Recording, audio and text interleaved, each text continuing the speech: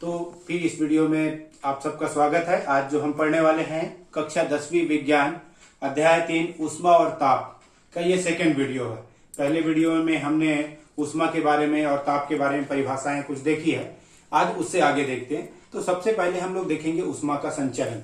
तो आइए चलिए स्टार्ट करते हैं ऊष्मा का संचरण।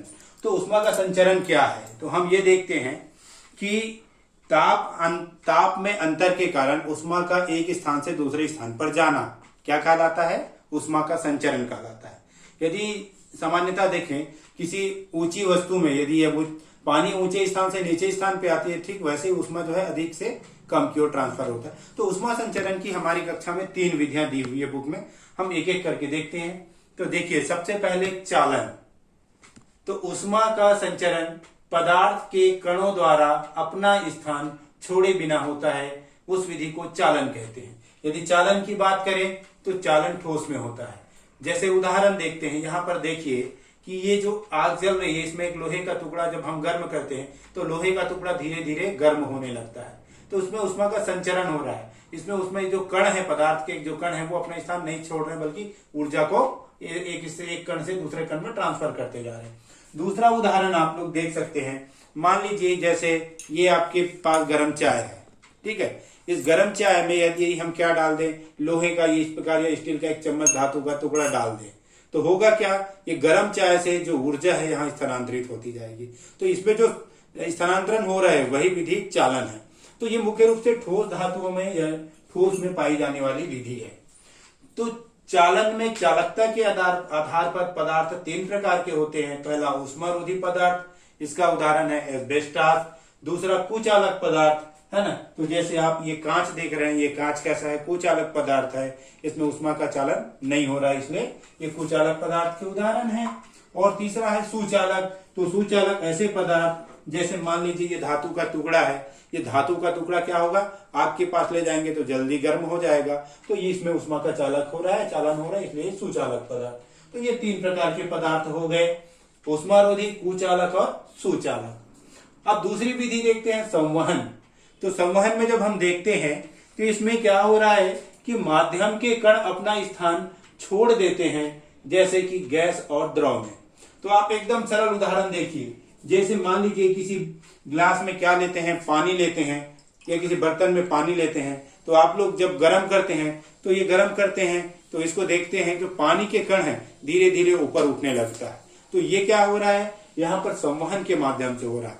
अब हमारी जो बुक है, उस बुक में देखेंगे पेज नंबर 37 में दिया हुआ है, एग्जाम्पल दिया हुआ, इस प्रकार का डायग्राम दिया हुआ है। ये देखिए सूर्य है, ये दिन के समय सूर्य का जब प्रकाश आता है तो सूर्य की प्रकाश किरणों से जो वायुमंडल की निचले की सतह, जमीन का जो परत है, उसके ऊपर की हवा गर्म होने लगती है और गर्म हवा धीरे धीरे ऊपर उठने लगती है। तो जो इसका स्थान खाली हो गया, तो इस खाली स्थान को पूर्ति करने के लिए यहाँ से जो हवाएं हैं, है ना, समुद्र तल से या फिर इस सतह से हवाएं इधर चलती है। तो इस प्रकार वायु का एक चक्र जो है बुक में दिया हुआ है ना, ये हवा का चक्र चलने लगता है। रात के समय जस्ट उल्टा हो जाता है। रात के समय देखते हैं, है ना, रेत गर्म हो जाती है या फिर जो पानी का सतह है वो गर्म होता है। तो इसकी गर्म हवाएं ऊपर उठने लगती है और ठंडी हवाएं ऊपर से नीचे आती है। तो हवा का चक्र इस प्रकार ये चलते रहता है ना। तो ये पूरा क्या कहलाता है? संवहन की क्रिया कहलाती है ना। तो संवहन के उदाहरण और आप लोग भी देखे हैं, है ना। तो पानी गर्म करना है, ठीक है। वास्तव में यदि संवहन में देखें तो ये प्रक्रिया तब तक चलती है जब तक कि दोनों का जो टेम्परेचर है या ताप जो है बराबर ना हो जाए, है ना।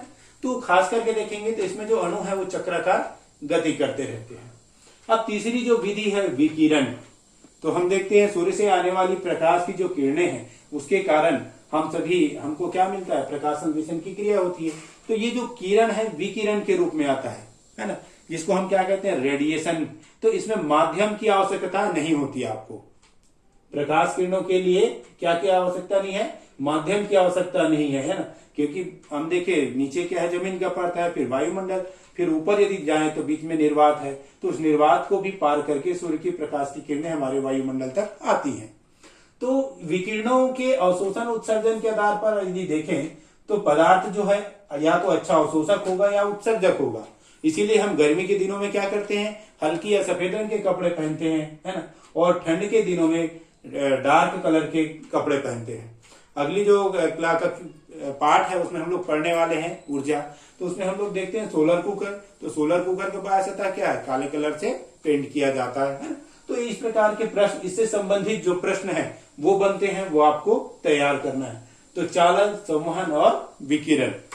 अब चलिए हम देखते हैं ऊष्मा का प्रभाव।